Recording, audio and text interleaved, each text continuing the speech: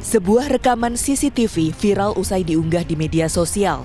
Dalam rekaman ini tampak seorang dokter kandungan melakukan tindakan asusila terhadap pasien yang sedang melakukan USG.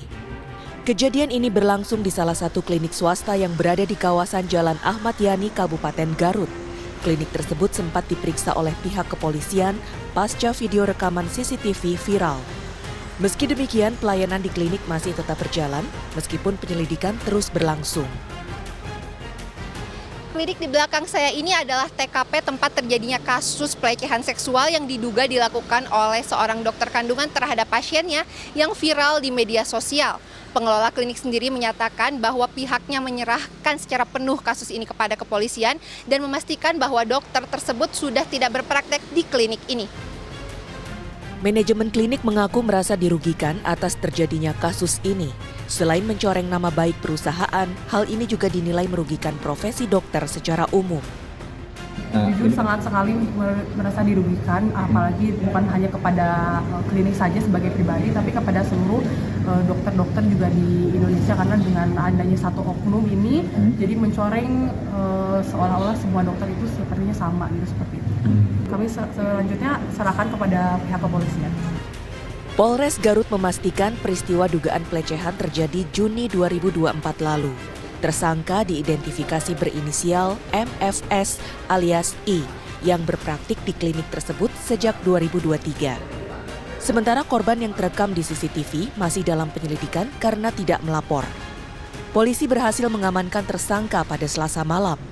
Dari hasil penyelidikan sementara, polisi menyebut sedikitnya 2 orang pasien jadi korban pelecehan dan sudah melapor ke Mapolres Garut.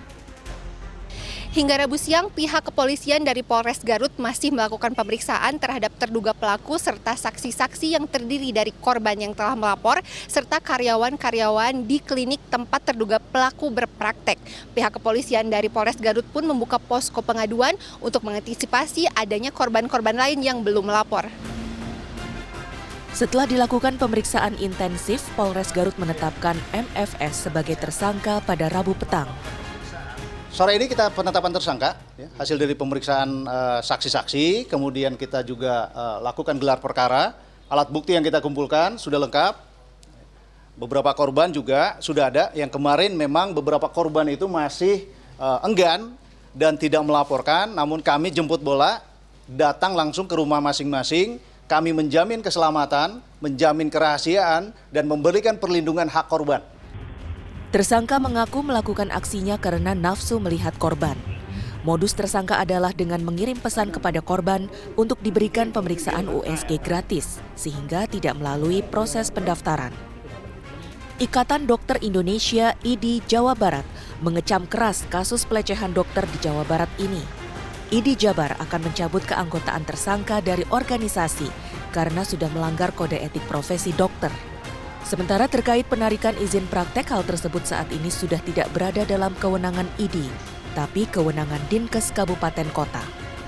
Salah satu sumpah dokter adalah kewajiban terhadap pasien, ya. Kemudian juga kewajiban terhadap diri sendiri, ya. Jadi ada unsur-unsur tersebut. Nah, tentunya kewajiban terhadap pasien adalah menghormati privasi dokter, privasi pasien, ya. Kemudian menjaga kerahasiaan pasien, kemudian menghormati pasien, ya, dan melakukan tindakan-tindakan itu juga harus dengan cara yang sopan, harus mungkin kalau untuk prosedur harus didampingi oleh perawat atau bidan, ya, dan juga menginformasikan kepada pasien mengenai tindakan yang akan dilakukan. Maraknya kasus pelecehan oleh dokter turut menjadi atensi Kementerian HAM. Kanwil Kementerian HAM Jabar akan memberikan rekomendasi agar kasus seperti ini tidak kembali terulang serta bisa memulihkan kepercayaan publik terhadap pelayanan medis. Bisa jadi aturan baru, bisa jadi rekomendasi bagaimana kode etik dari para dokter yang selama ini juga mereka keluhkan bahwa peran etik profesi dari mereka itu yang salah satu juga kami dapatkan, ya, ketika melakukan wawancara dengan tim, banyak melakukan peran dari profesinya itu tidak terlalu dilibatkan dalam pengawasan. Itu salah satu poinnya yang kita sempat dapatkan. Sehingga kita juga butuh ini. Karena sempat tadi kami wawancara ternyata yang melakukan penguasaan itu diserahkan kepada dinas kesehatan, baik di tingkat kabupaten maupun provinsi. Padahal mereka sumber daya yang sangat terbatas. Saat ini polisi masih terus mengantisipasi kemungkinan adanya penambahan korban. Polisi mengimbau apabila ada korban lain untuk segera melapor ke Mapolres Garut. Laisa Nisa, Kahvi Jati, Kabupaten Garut, Jawa Barat.